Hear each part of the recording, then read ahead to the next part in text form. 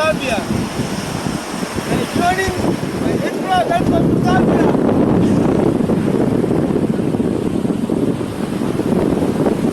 بسم الله الرحمن الرحيم إنا أعطيناك الكوثر فصل لربك وانحر إن شانئك هو الأبتر.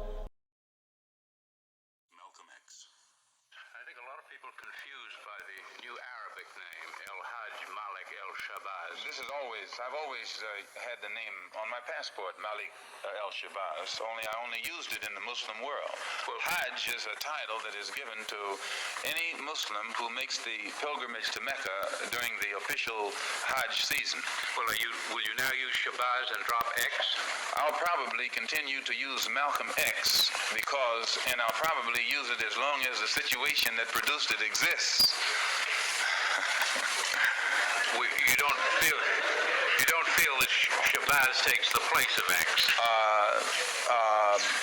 My going to Mecca and going into the Muslim world, into the African world, and being recognized and accepted as a Muslim and as a brother may solve the problem for me personally. But I personally feel that my personal problem is never solved as long as the problem is not solved for all of our people in this country. So I remain Malcolm X as long as there is a need to protest and struggle and fight against the injustices that our people are involved in this country. Are you prepared to go into the United Nations at this point and ask that charges be brought against the United States for its treatment of American Negroes? Oh yes, please. Right. The audience will have to be quiet.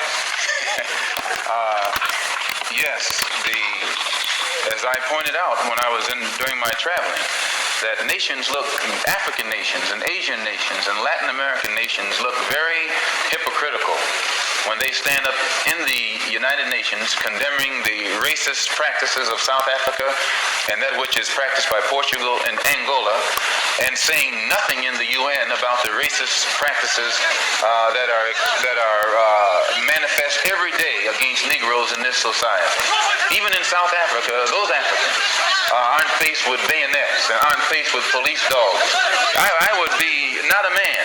If I was in a position to bring it in front of the United Nations and didn't do so, I wouldn't be a man. Malcolm, do you intend to lead the charge in the United Nations? Well, I find that to say you're going to lead something creates a lot of hostility, division, jealousy, and envy.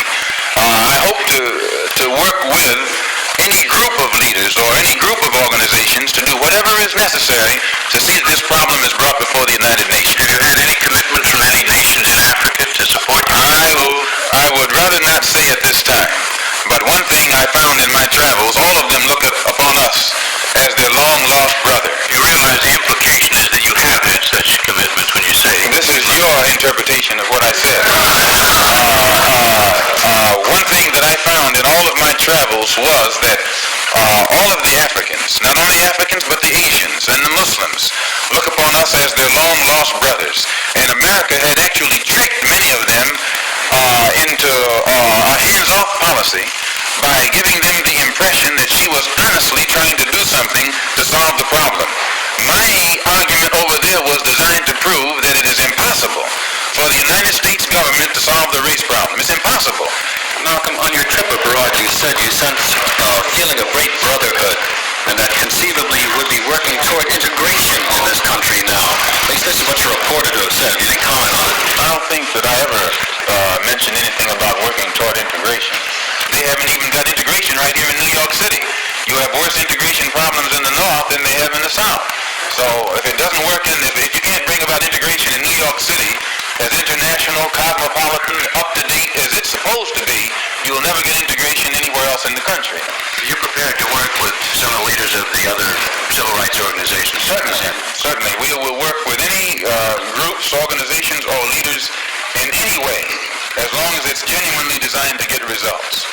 Does your new beard have any religious significance? No, not particularly, but I do think that you'll find black people in America, as they strive to throw off the shackles of mental colonialism, will also probably reflect an effort to throw off the shackles of cultural colonialism, and they may begin to reflect desires of their own, with standards of their own.